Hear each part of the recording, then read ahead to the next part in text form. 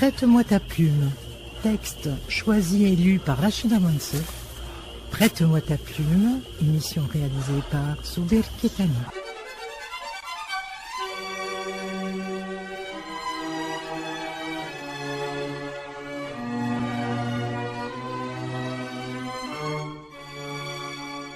Prête-moi ta plume.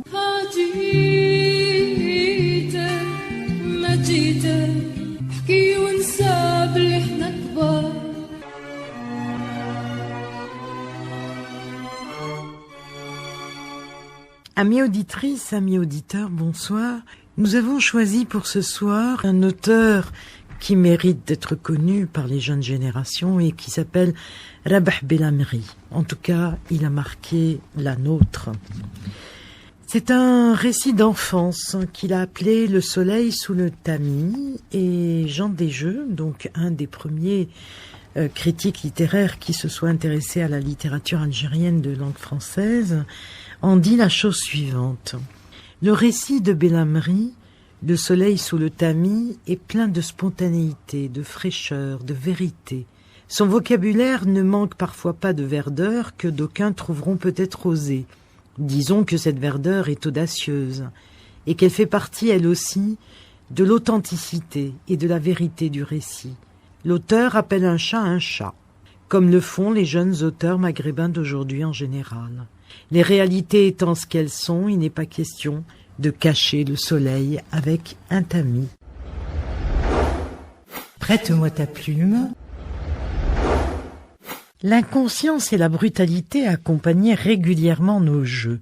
Nous grimpions sur les poteaux électriques, témérité qui donnait à nos pauvres mères des sueurs froides. Nous courions comme des fous sur la route du Beylik avec nos randas, cerceaux métalliques que nous poussions devant nous à l'aide d'un fil de fer recourbé à une extrémité. Nous simulions des combats qui se terminaient par des rounds sans complaisance. Quant au mufle de la vache, il était sans aucun doute à éviter aux constitutions fragiles. Imaginez un garçon d'une dizaine d'années placé devant un mur, le corps en équerre, et ses camarades, une demi-douzaine d'espiègles, fonçant de loin et grimpant tous à la fois sur son dos, cramponnés les uns aux autres pour ne pas tomber. Il ne devait descendre qu'après avoir compté jusqu'à 100. Bien entendu, quelques secondes à peine suffisaient pour que le petit Hercule chancelât sous son intolérable fardeau avant de s'écrouler, provoquant une dégringolade générale dont il faisait les frais tout particulièrement. Dans le jeu des osselets, la violence était exercée de la manière la plus franche. Elle en constituait l'enjeu et ne pouvait par conséquent donner lieu à des regimbements. À l'issue de la première partie, on attribuait au gagnant le titre de sultan. Celui-ci nommait un vizir bourreau et jusqu'à sa déposition, prononçait des sentences à l'encontre des joueurs que le sort ne favorisait pas. Ces peines étaient au nombre de 3, toutes aussi terribles les unes que les autres. Il y avait la hache, un coup asséné sur la nuque avec le tranchant de la main, le gourdin, un formidable coup de poing entre les omoplates, et la plus exécrable, l'appendice carabiné, exécuté avec le coude et le poing. Les jouets manufacturés étaient quasi inexistants dans nos distractions d'enfants, ou réduits à des débris de pièces glanées sur la décharge, provenant des poubelles françaises, à quelques insignifiants personnages sortis des boîtes de savon, à de rares cadeaux offerts par le missionnaire anglais au Nouvel An. Les enfants les mieux lotis à cet égard étaient ceux dont la mère, la sœur, la tante ou la grand-mère étaient femmes de ménage dans une famille française.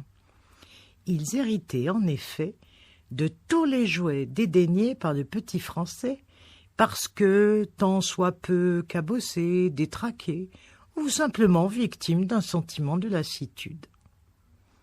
grâce à ma bonne tante Tassadit, qui a passé le plus clair de son existence à frotter le carrelage des Français, j'ai bénéficié quelque peu de cette manne. Mais j'étais loin d'avoir la chance de mon voisin Ammar, qui accompagnait sa mère sur son lieu de travail pour jouer avec le petit Français. Ammar me parlait sans cesse des jouets merveilleux de son camarade, se vantant de pouvoir les manipuler à son gré comme s'ils étaient les siens propres. « Toi, tu n'as jamais un train. Tu sais même pas comment il est fait. Eh bien, moi, je sais. Je l'ai touché.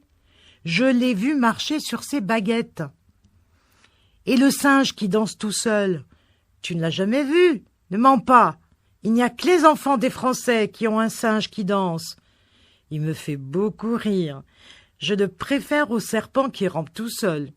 Il m'a fait peur, le serpent, la première fois que je l'ai vu. On dirait un vrai. Et le vélo? T'es jamais monté sur un vélo, toi? Moi, le fils des Roumis, m'a déjà appris à le conduire. Un jour, je viendrai jusque-là à vélo et tout le monde me verra. Pour remplacer les bicyclettes que nous ne pouvions pas avoir, nous fabriquions, au moyen de planches, de clous et de 3 roulements à billes, des carrioles appelées carrossa. Nous le faisions généralement en cachette du père qui voyait dans cet engin une source d'ennui public, car, pour bien rouler, nous utilisions les routes goudronnées et fortement inclinées. Le grand jour de la carrossa correspondait au premier jour du printemps. Quand c'était jour de classe, nous nous donnions le mot pour sécher les cours. Montés par grappes de 3 ou 4, nous partions dans un tintamarre d'enfer hors du village. Le pilotage revenait de droit au propriétaire de la carriole, qui, couché sur le ventre, tenait à pleine main le guidon. Sous les ovations de ses passagers, la carrossa filait à toute allure pour ne s'arrêter qu'au bas de la pente. Comme système de freinage, nous ne connaissions que les embardés dans les fossés. C'était du reste uniquement à ce prix que les autos croisées au hasard des tournants ne nous écrasaient pas. Ce n'est qu'au coucher du soleil que nous retournions au village, crottés, écorchés, rétamés de vitesse et traînant derrière nous nos carrioles en piteux état.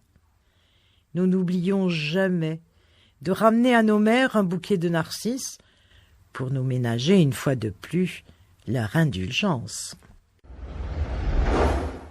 Prête-moi ta plume.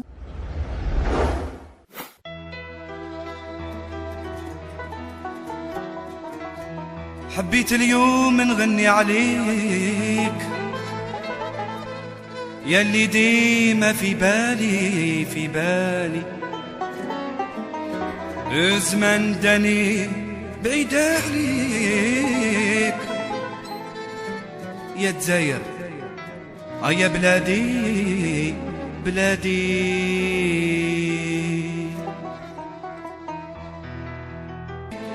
يا الجزائر يا بلادي بلادي.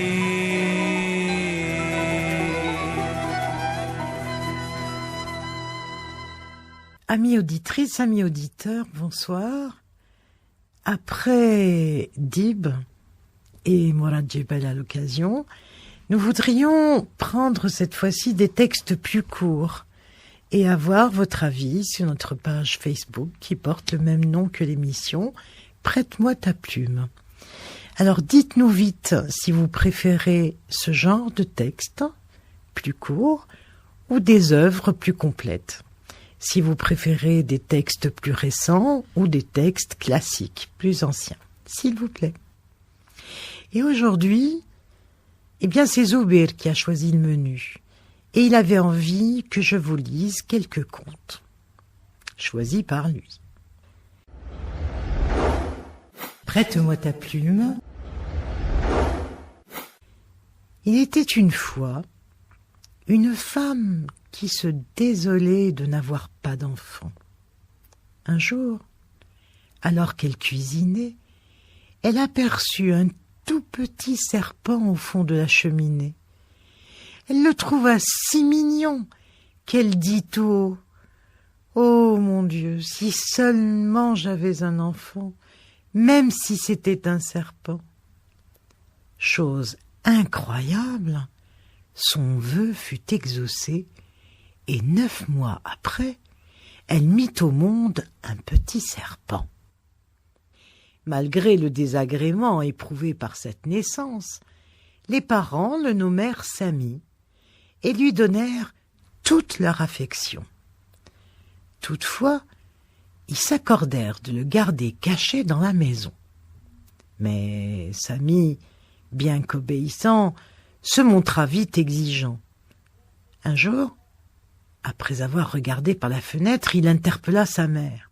« Maman, habille-moi, je veux sortir jouer avec les autres enfants. »« Mais tu ne peux pas, tu es un serpent, » répondit tristement la mère. « Puisque c'est ainsi, je rampe jusqu'à mon lit, je ne me lève plus et je ne mange plus. » Sa mère, très inquiète, finit par céder. Et Sami se fit beaucoup d'amis. Quelque temps après, à l'approche de l'été, pour la célébration de la circoncision, toutes les mamans tissèrent à leurs garçons des burnous blancs et des chéchias rouges. Sami s'enthousiasma. « Moi aussi, je veux être circoncis !» Sa mère tenta encore une fois de le raisonner. « Tu ne peux pas, tu es un serpent. »« Alors je rampe jusqu'à mon lit, je ne me lève plus et je ne mange plus. » Contrainte et forcée, elle lui organisa une fête et lui tissa un burnous et une chachia. Le temps passa, et un matin, Sami vit ses camarades, ardoise à la main, se diriger vers l'école. Il courut trouver sa mère.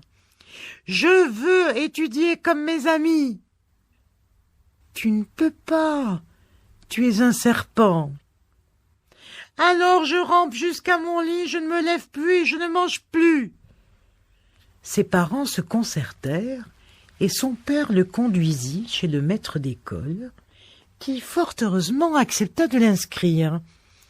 Et Sami devint un très bon élève.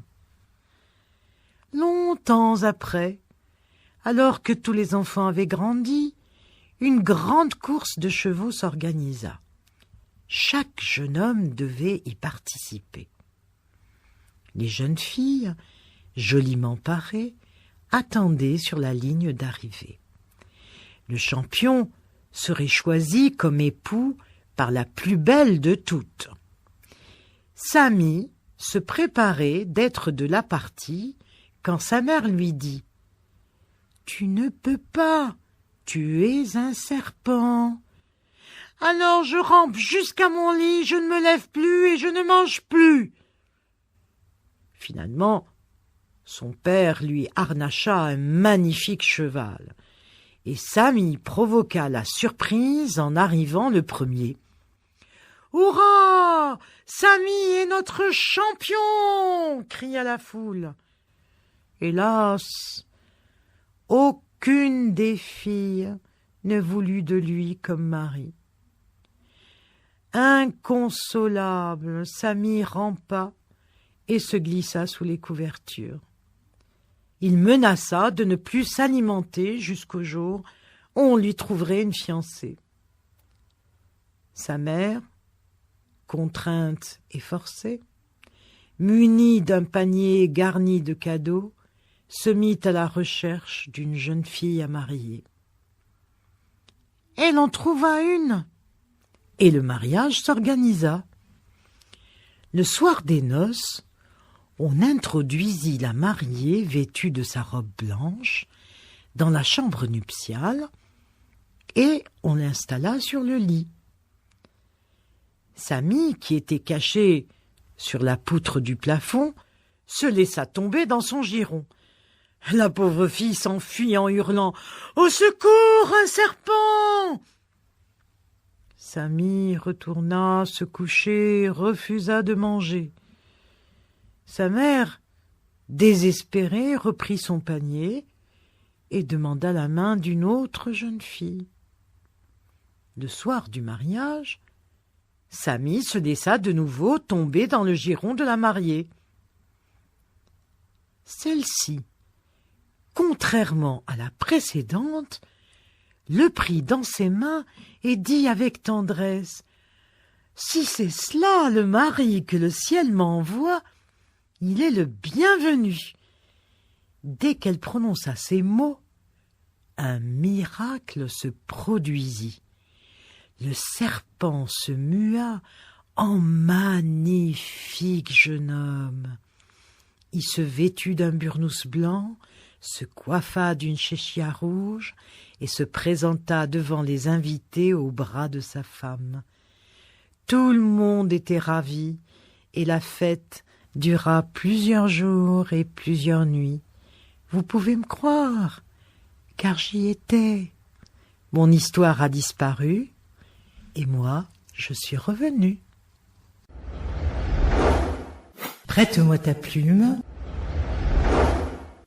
حلوا البيبان رانا جايين حلاوة اللسان الكلام الرزين حلوا البيبان حلوا البيبان حلوا البيبان حلوا البيبان حلوا البيبان رانا غير جايزين هو وميزان الصوت الحنين حلوا البيبان حلوا البيبان حلوا البيبان حلوا البيبان حلوا البيبان حلوا البيبان حلوا البيبان رانا غير جايزين هوا وميزان الصوت الحنين حلوا البيبان حلوا البيبان حلوا البيبان حلوا البيبان. Pour se trouver un vizir, un grand sultan posa une énigme à ses sujets. C'est un arbre qui possède 12 branches. Chacune des branches comporte 30 feuilles, et chacune des feuilles renferme 5 graines. Sera mon vizir celui qui, dès demain, me rapportera la réponse. Il arrivera au palais, nu et habillé à la fois, transporté et marchant à la fois. Parmi les hommes se trouvait un paysan ambitieux. Il courut consulter sa fille qu'il savait intelligente. Sans hésiter, elle lui dévoila la solution. « Père, l'arbre représente l'année, les branches les 12 mois, les feuilles les 30 jours. Quant aux graines, elles sont les 5 prières quotidiennes qu'effectue le musulman. » Ah, oui, mais comment être nu et habillé à la fois? Et comment me déplacer à pied tout en étant transporté? C'est simple. Demain, très tôt, tu t'habilleras du seul vêtement que je vais te confectionner à partir d'un filet de pêcheur. Tu seras donc à la fois habillé et nu. Ensuite, tu n'auras qu'à monter sur notre jeune baudet. Comme tu as de longues jambes, elles toucheront le sol. Tu seras donc à pied et à dos d'âne. À l'aube, le paysan triompha et le sultan, qui apprécia son intelligence, en fit son vizir. Ainsi, le nouveau vizir gouverna grâce à l'aide discrète de sa fille. Mais avec le temps, le sultan, qui était un homme d'esprit, eut un doute à son sujet. Un jour, il l'interrogea. « Voilà un moment que je t'observe. Tes solutions, bien qu'efficaces, ne me semblent pas être le fruit d'une intelligence masculine. Non. Éclaire-moi par la vérité et tu seras pardonné. Si je découvre que tu m'as menti, je te ferai couper la tête. » Le vizir, confus, avoua. « Sire, je vous demande pardon. C'est ma fille unique qui me conseille. » Le monarque, qui n'avait pas trouvé la femme de ses rêves, lui pardonna et lui demanda la main de sa fille. Cette dernière accepta. Mais le sultan exigea d'elle de ne jamais intervenir dans les affaires du royaume sans y être invitée. Elle en fit serment. Le temps s'écoula dans l'harmonie et le respect des convenances, jusqu'au jour où un verdict injuste, rendu par le sultan, suscita le courroux de la jeune femme. Un pauvre paysan se trouva dépossédé de son ânon par un riche marchand qui prétendait que ce petit âne était né de sa mule. Et le sultan avait donné raison au marchand, bien que chacun sût que les mules sont stériles. Le paysan, débouté, l'air attristé, quittait le palais quand la sultane l'interpella de sa fenêtre. « Hé, homme de bien, approche, je vais t'aider à récupérer ton animal. » Intrigué, le paysan écouta attentivement le conseil qu'elle lui souffla, et le sourire aux lèvres, il s'en retourna dans la salle d'audience et demanda la parole. « Sire, j'ai oublié de vous signaler un autre étrange phénomène dont j'ai été témoin. »« Lequel ? Parle vite. » »« Un banc de poissons paissés dans le champ du marchand. »« Des poissons qui paissent ? Tu te moques de moi ? Ô grand sultan, pourquoi ne pas admettre que tout peut arriver à l'époque où les mules mettent bas ? » Le sultan admit son erreur et fit restituer son bien au paysan, non sans exiger de lui une explication. « Dis-moi, pourquoi t'es-tu ravisé ? De qui tiens-tu ces répliques astucieuses ? » « D'une aimable femme du palais à sa fenêtre, sire. » Le sultan, furieux, se précipita auprès de son épouse. « Tu as rompu le pacte. Tu es intervenu dans les affaires du royaume sans que je te le demande. Emporte tout ce à quoi tu tiens et quitte ce palais dès demain matin. » La jeune femme accepta sans broncher la décision souveraine. Pour leur dernier dîner, discrètement, elle versa une poudre soporifique dans le café du sultan. Dès qu'il sombra dans un sommeil profond, elle l'enferma dans un coffre et l'emporta avec elle. Le lendemain, lorsque le sultan ouvrit les yeux, il fulmina. « Que fais-tu encore à mes côtés ? Ne t'ai-je pas ordonné de t'en aller ? Mais où suis-je » Elle répondit d'une voix tendre. « Mon Seigneur, je suis partie, et tu as bien précisé que je pouvais emporter avec moi tout ce à quoi je tenais, n'est-ce pas ? Et comme tu es mon bien le plus précieux, c'est toi que j'ai emporté. » Le sultan, désarmé, ne put retenir un sourire affectueux. Il dit alors avec douceur : « Mon épouse, je dois admettre que tu es vraiment subtile et sage. Je te décharge désormais de ton serment, car tes conseils me sont les plus précieux.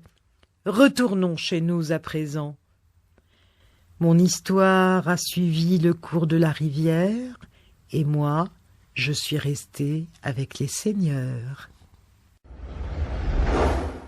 Prête-moi ta plume. Hey, you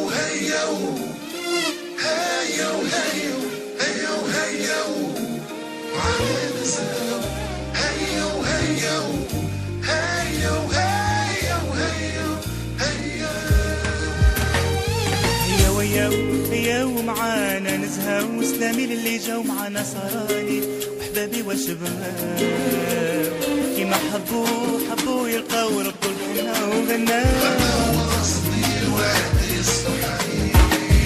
الخالة والعمات الوحدة والشهدات وبالفرحة الأمي ما بكات وخاوتها مش مولين وبابها الروح الذات يدعي ليها بالبركات وحجب العين آيات من نور سورة ياسين هيا ومعانا نزهة وسلامي اللي جا معانا صرانين حبابي والشبغان حبوا يلقاو وغناو الرقص اتنين اتنين والعرايس فرحانين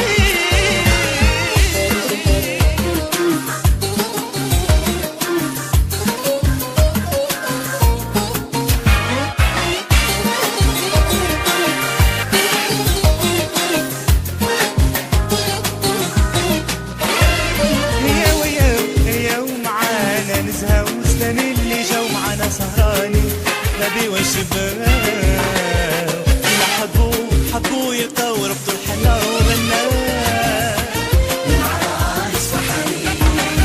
والاهل مع الانساب عالسنة والكتاب صاروا خاوة وحباب من رب العالمين والخير يفتح الباب كاين ربي نواب والعقوبة للعزاب ومن راهم مخطوبين ومعانا نزهة وسلامي اللي جا معانا سهرانين وحبابي والشباب كيما حبوا يلقاو ربنا وغناو الرقص اتنين اتنين والعرايس فرحانين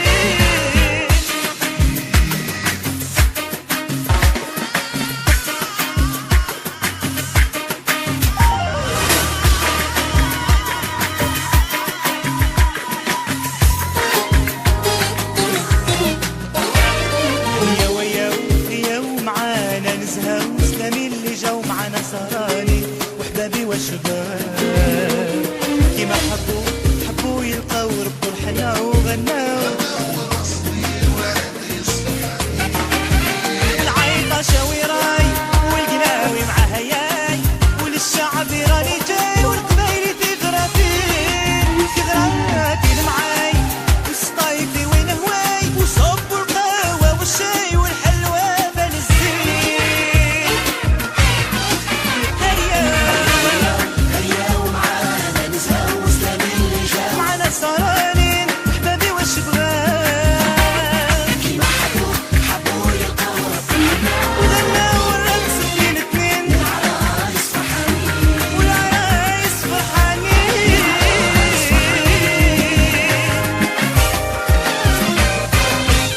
والعرايس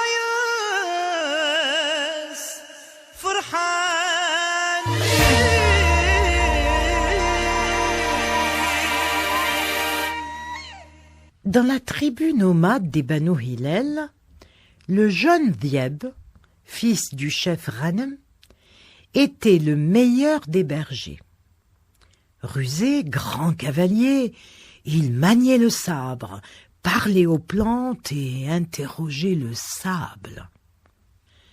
Un jour, avant de changer de campement, les sages de la tribu désignèrent un groupe de jeunes garçons pour repérer les terres de leur nouvelle destination.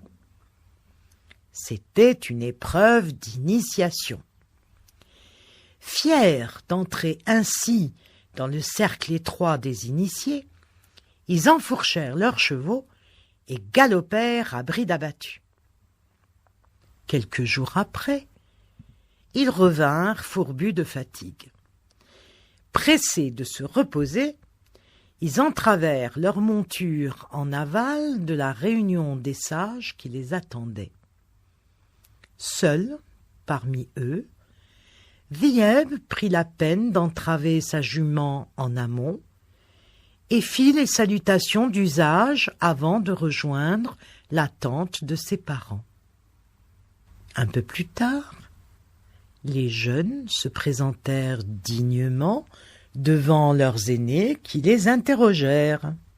« Alors, ce voyage, qu'en avez-vous retenu ?»« Rien de bien particulier, » répondirent les jeunes nomades. Ghanem regarda son fils et insista. « Et toi, Dhieb, as-tu quelque chose à ajouter ?» Et à Dhieb d'expliquer. « Nous n'avons effectivement pas vu âme qui vive, mais la terre que nous avons repérée venait d'être traversée par une longue caravane, une caravane qui comptait un dromadaire borgne, un dromadaire sans queue, un homme gaucher, une femme enceinte et une chienne qui venait d'avoir une portée.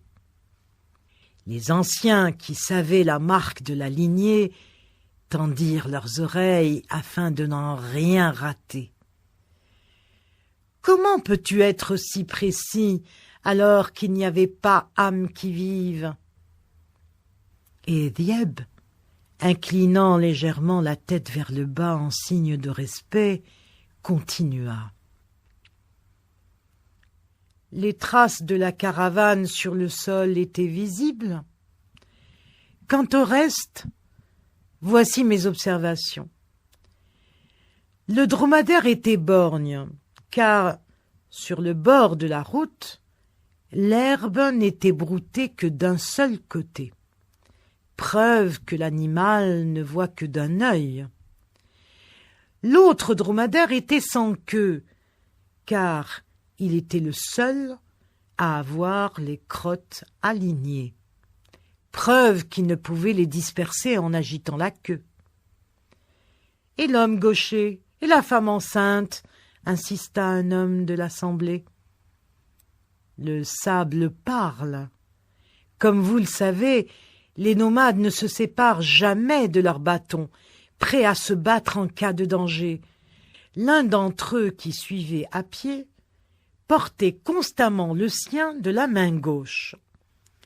Quant à la femme enceinte, ses pas sur le sable montraient qu'en marchant, elle appuyait beaucoup plus sur les talons.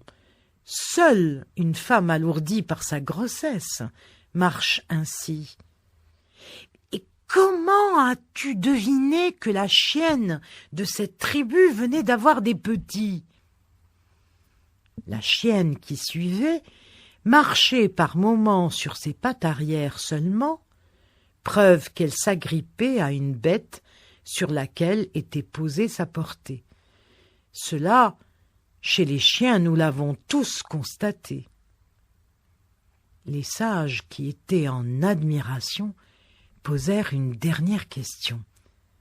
« Dis-nous pourquoi, en arrivant, contrairement aux autres garçons, tu as attaché ton cheval en amont. » J'ai senti la direction du vent. En aval, l'odeur du crottin de mon cheval risquait de vous incommoder. Vous, l'honorable assemblée, conclut enfin Dhieb, qui fit, une fois de plus, l'admiration des siens. Tous les sages tournèrent leurs regards vers Ghanem son père, qui dit avec fierté « C'est ainsi.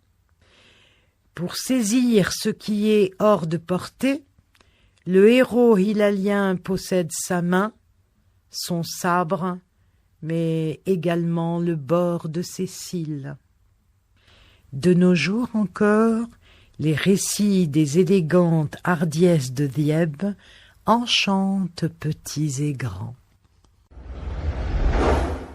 Prête-moi ta plume.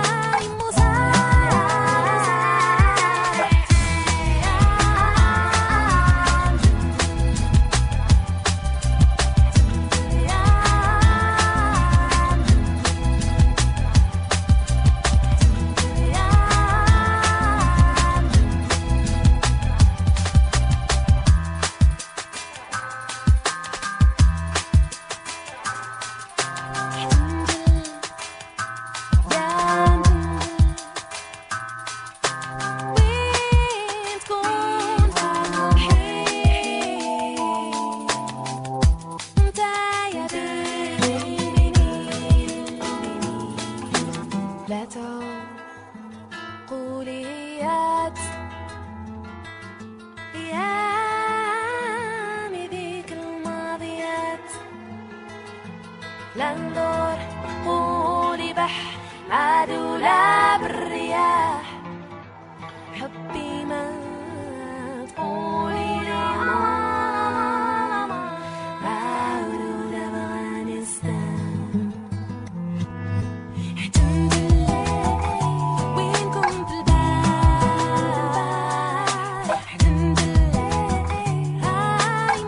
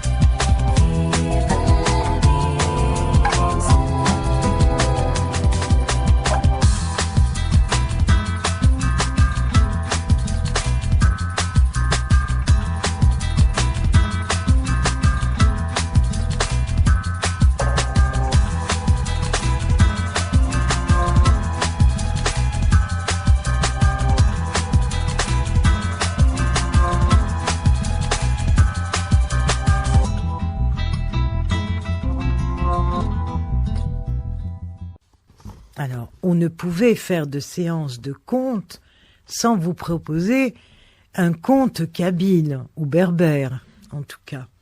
Alors, vous excuserez, s'il vous plaît, mon accent, qui ne sera sûrement pas correct. Ce conte est de Majid Laïd Amroun. Ama shahur bi at islho at irzif Ansht ou Sarou. Écoutez que je vous conte une histoire. Dieu fasse qu'elle soit belle, longue et se déroule comme un long fil. Ce conte se passe à l'époque où les animaux avaient le don de la parole et communiquaient avec les hommes. En ce temps-là, il y avait dans une contrée une famille composée de 5 membres, 4 garçons et une très jolie fille prénommée Rova. Les garçons étaient tous des gaillards. Ils tenaient tous de leur père une force herculéenne. Il était capable d'assommer d'un seul coup de poing le plus récalcitrant des taureaux. La famille était crainte et respectée. Rova, choyée et gâtée, personne ne pouvait l'approcher. L'aîné de ses frères, toujours armé d'une grosse massue, avait la faculté de fendre la terre sur plusieurs mètres en surface et en profondeur. Le puîné pouvait voir à travers les murs. Le troisième, dont l'ouïe était très fine, pouvait entendre la rosée tomber. Iselnda Matrefkef. Le quatrième était tellement habile de ses mains qu'il était capable de retirer des œufs de perdrix pendant la couvaison sans que l'oiseau s'en aperçoive. Depuis des temps immémoriaux, les Kabyles se rencontrent presque tous les soirs, des tajmat, pour commenter les nouvelles du jour, ou, quand cela est nécessaire, régler certains litiges qui peuvent parfois survenir. L'autorité de tajmat fait force de loi avant même l'existence des lois. Le bon sens était la loi. Tout à fait, au début de l'humanité, les personnes qui fautaient en public étaient immédiatement punies par Dieu lui-même, pour leur apprendre les bonnes manières et servir d'exemple aux autres. C'est ainsi que le père des 4 garçons et de Rova, en prenant la parole des tajmat, et en élevant la voix, fait entendre une flatulence sonore et nauséabonde. Honteux, humilié, il s'assoit par terre et prend aussitôt racine. On essaye de le relever, mais en vain. Impossible de le décoller du sol sans le blesser, voire le tuer. Comme il ne peut pas rentrer chez lui, et que Thajmat est situé en contrebas du hameau, les hommes tiennent conseil et décident de lui bâtir une hutte en torchis pour le protéger des intempéries et des prédateurs, dont le terrible ogre Warzen, qui rôde autour des habitants de nuit. Comme à l'époque les serrures de porte n'existaient pas, on utilisait des cales composées contre les portes pour empêcher toute intrusion. C'est ainsi que le père des 4 gaillards et de Rova passait ses nuits et ses jours dans sa hutte de fortune. Rova, sa fille, lui amenait à manger en milieu de journée et en fin de soirée. Comme il existe de nombreux prédateurs, pour protéger le pauvre homme, Rova et son père décident d'adopter un mot de passe. À chaque fois qu'elle viendra lui donner à manger, elle dira « Etzrilk diteburt eveve inuva » « Papa Inuva, ouvre-moi la porte, c'est moi ta fille Rova. » En l'entendant, son père lui dit « Tchun tchun tisvratinim ailli Rova. Fais teinter tes bracelets, Rova ma fille. » En entendant le tintement des bracelets en argent de sa fille, le père enlève la cale de la porte et fait rentrer sa fille qui lui donne à manger. Le manège dure quelques jours, mais un soir, tout bascule. Un ogre qui passait par là entend les propos échangés entre le père et la fille. Dès qu'elle part, il se rapproche de la hutte et dit à l'homme « Etzrilk ditepurt eveve inuva. Papa Inuva, ouvre-moi la porte, je suis ta fille Rova. » La voix de l'ogre était tellement caverneuse que l'homme n'a guère de mal à reconnaître qu'il s'agit d'un imposteur. « Tu n'es pas ma fille, éloigne-toi d'ici. Je n'ouvrirai qu'à sa voix et au tintement de ses bracelets. Passe ton chemin, maudit !» Le lendemain, en amenant à manger à son père, celui-ci fait répéter plusieurs fois le mot de passe avant de lui ouvrir la porte. Intriguée, elle lui demande pourquoi il agit ainsi. « C'est parce que, ma fille, hier, quelqu'un a voulu m'abuser. Il a imité ta voix, mais je ne lui ai pas ouvert. Ça doit être l'ogre, Warzen. Il paraît qu'il a été vu rôder dans les environs. Attention, papa, n'ouvre à personne en dehors de moi. » Après plusieurs tentatives sans succès, l'ogre décide de prendre conseil chez Amrar Azmni, le vieux sage. Il va le voir et lui dit « J'ai des maux de gorge, ma voix est enrouée, je veux qu'elle devienne aussi fluette que celle d'une jeune fille. Guéris-moi, je t'en prie. » « Ta voix est bien rauque, mon cher. Pour la rendre fluette, il n'y a qu'une solution. »« Laquelle ? » ?»« Il faut que tu t'enduises les cordes vocales d'une épaisse couche de graisse de mouton et que tu ailles à côté d'une fourmilière, que tu ouvres la bouche et que tu laisses les fourmis rentrer dedans. Elles mangeront la graisse et lubrifieront ton gosier. À la fin de cette opération, tu retrouveras une voix de jeune enfant. Foi de Amrar Azmni. À propos des bracelets dont tu m'as parlé, la solution est trop simple aussi. Tu n'as qu'à aller à la rivière et ramasser des coquilles d'escargot vides et te faire un collier que tu mettras autour du cou et que tu feras teinter pour amuser les petits. C'est une bonne initiative. Tout le monde va apprécier. » L'ogre, qui avait pris une apparence humaine, remercie Amrar Azmni et quitte les lieux pour se rendre dardard dans une fourmilière. Il s'y installe, le gosier enduit de graisse, il voit défiler durant des heures, des milliers de fourmis. En fin de journée, quand il ouvre la bouche pour lancer un cri, il est étonné.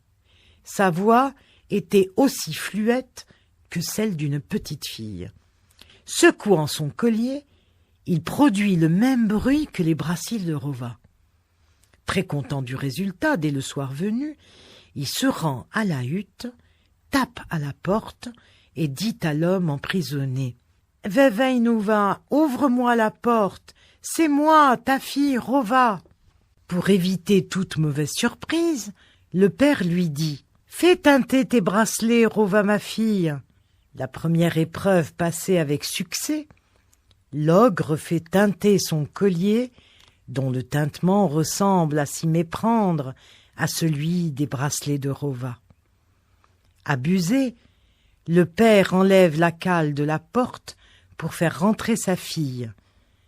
Mais en guise de fille, c'est un ogre velu, avec de grands crocs qui lui sautent dessus et qui lui dit « Tu vas mourir aujourd'hui, je vais te dévorer, père de petite fille !»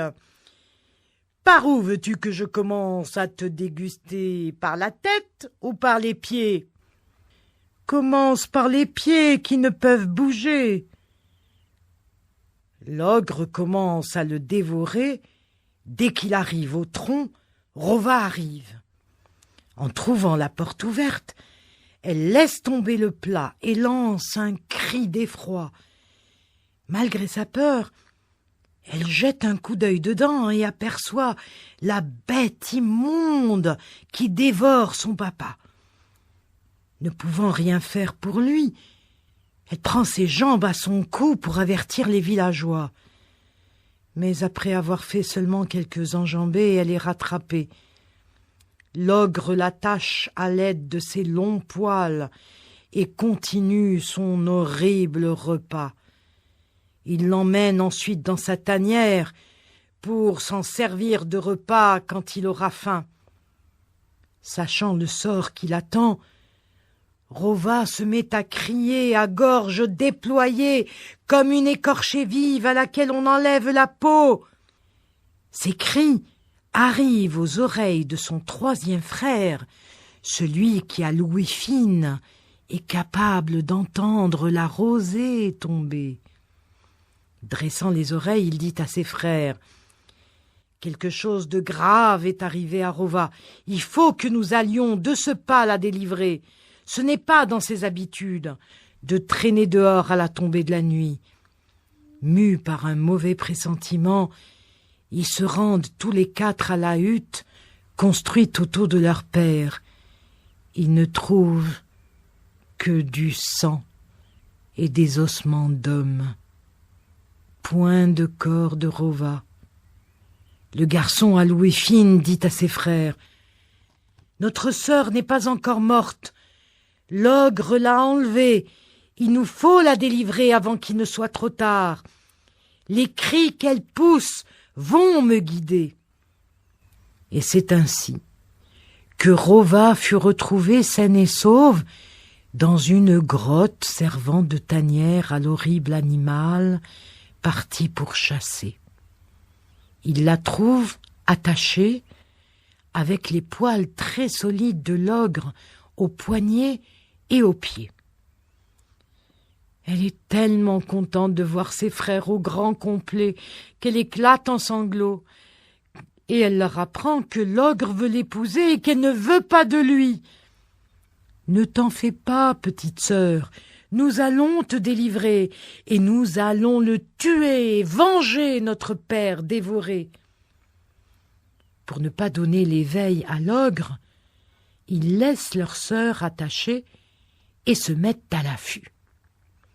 Très fatigué, à force de courir après ses proies, dès qu'il rentre chez lui, l'ogre s'affale sur sa couche à côté de Rova. Le frère, capable de voir à travers les murs, surveille son sommeil. Dès qu'il tombe dans un profond sommeil, il dit à ses frères que c'est le moment de tenter de délivrer leur sœur. Entre alors celui qui est capable d'enlever des œufs de perdrix sans que l'oiseau s'en aperçoive. Avec dextérité, il dénoue un à un les entraves très serrées. L'opération terminée, ils soulèvent leur sœur, la sortent dehors et prennent leurs jambes à leur cou. Après s'être éloignés de la tanière de l'ogre, ils se reposent un peu. Le frère à l'ouïe fine colle son oreille au sol et lance. « Warzanifak, l'ogre s'en est aperçu. Il est à notre poursuite. Il ne tardera pas à être là. » « Maintenant, c'est mon affaire, » s'écrie l'aîné à la grosse massue. La faisant tournoyer, il l'abat sur le sol avec fracas. Aussitôt, un trou géant s'ouvre devant eux. Ils s'engouffrent dedans. À ce moment, arrive l'ogre. Il sent la chair humaine, mais ne voit personne. Il tourne en rond, mais ne comprend pas. L'esprit embrouillé, il dit « Ils sont ici pourtant, mais je ne sais quoi penser. » De guerre lasse, il quitte les lieux. Pour éviter toute mauvaise surprise, les 4 frères aménagent leur cachette jusqu'à ce que tout danger soit écarté. Ils veillent sur leur sœur comme sur la prunelle de leurs yeux. Après quelques mois d'attente, ils trouvent l'ogre en train de rôder autour de leur sœur. Ils le prennent tous les 4 à partie et le tuent. Victorieux, ils retournent dans leur village où ils sont acclamés en héros. Mes contes ne se terminent comme ne se termine le blé et l'orge. Le jour de l'Aïd, nous mangerons de la viande avec des pâtes jusqu'à avoir des pommettes rouges et saillantes. C'est ainsi que Benarjal Lounès nous raconte l'histoire de la chanson Avaveinouva de Idir. Bonsoir, chers amis. Prête-moi ta plume.